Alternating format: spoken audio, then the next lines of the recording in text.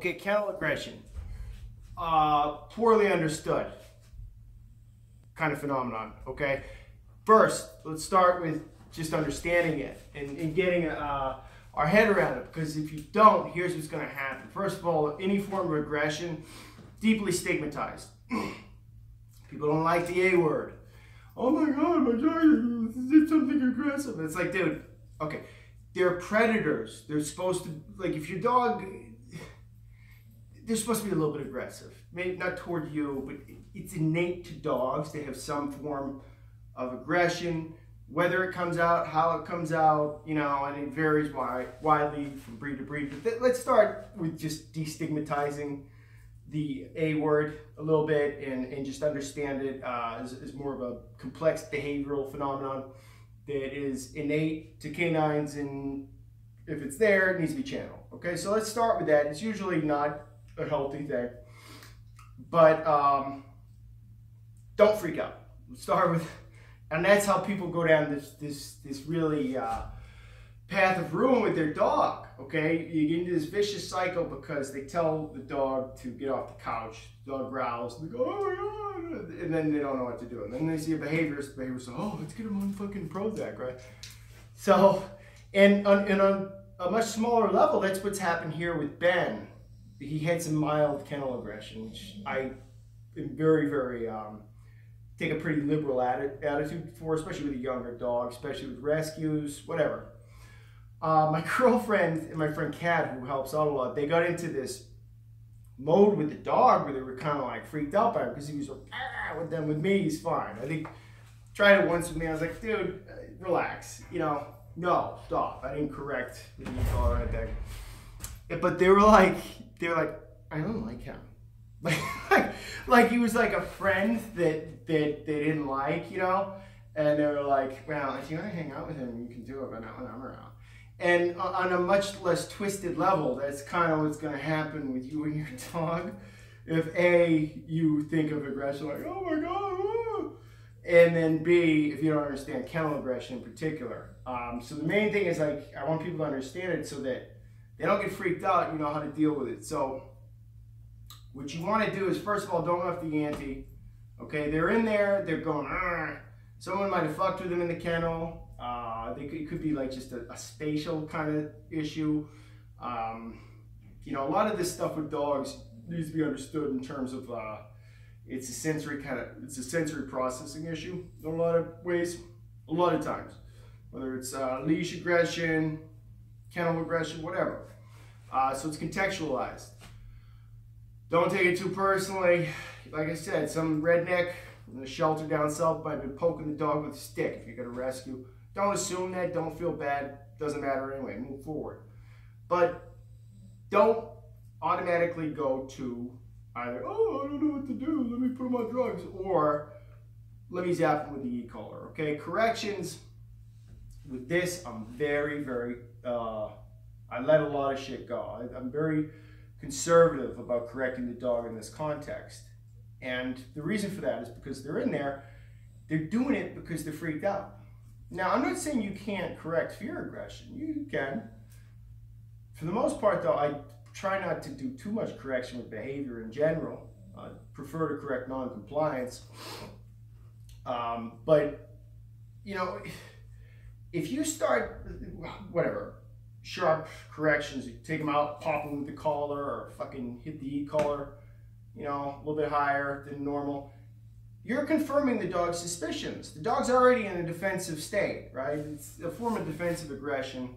They are literally backed into a corner, and you start correcting them hard, they're like, this individual is threatening. Of course, I'm doing the right thing. And it can just up the ante, okay?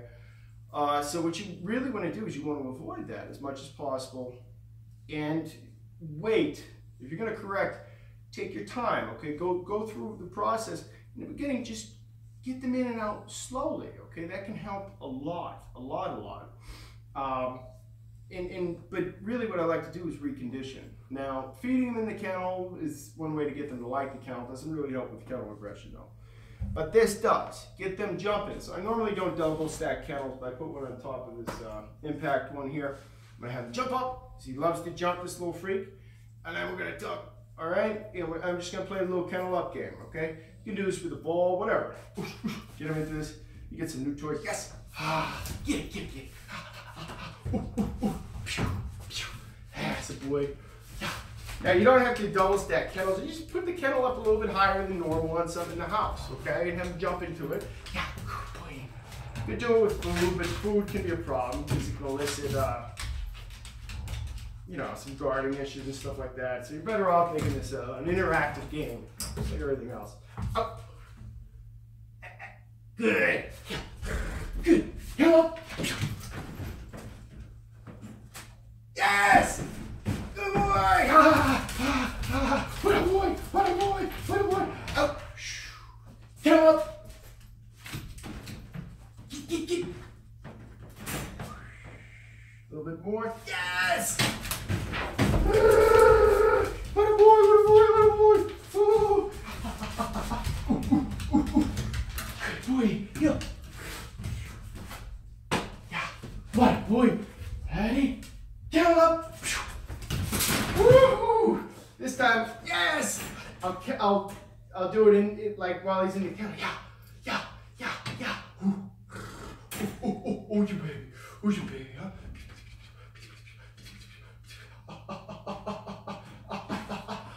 Yes! Yeah, get it. Yeah, that's a boy. Good boy. Oh. Good. Kennel up. Good boy. I'm going to close it slow. Very slow. Good boy. I'm going to sweet talk. It's a good boy. And you can do it a little bit at a time.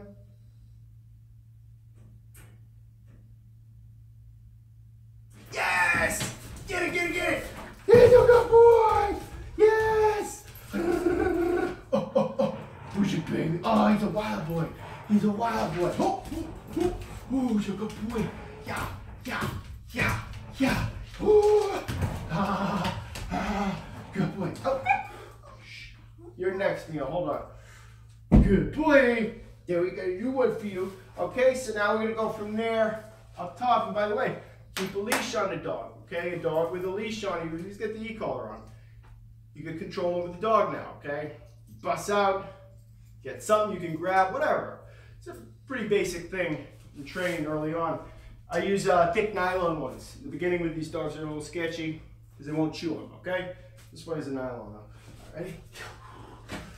Ready? Sit. Good boy. Come up.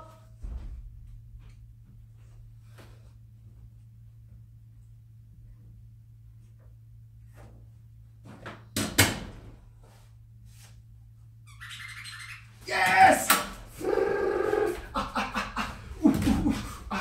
Yeah, he's a good boy. Okay, so we went from jumping to the one lower now.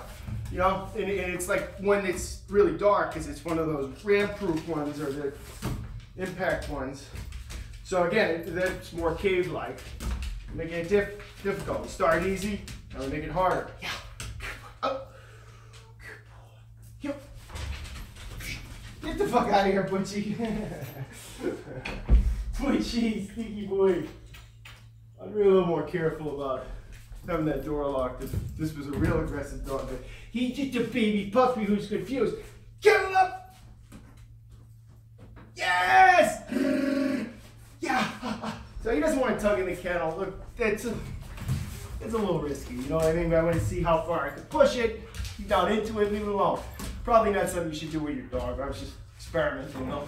Okay, so let him out. Do you looking? Good boy. Yeah, good boy. Up.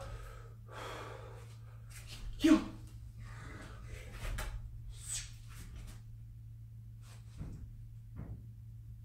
Good boy. Come up.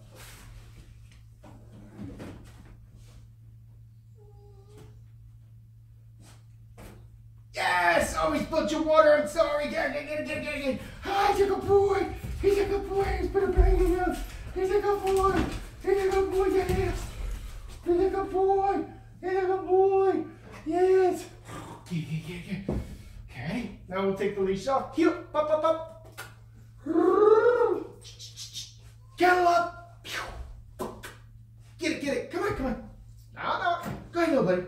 Kennel up.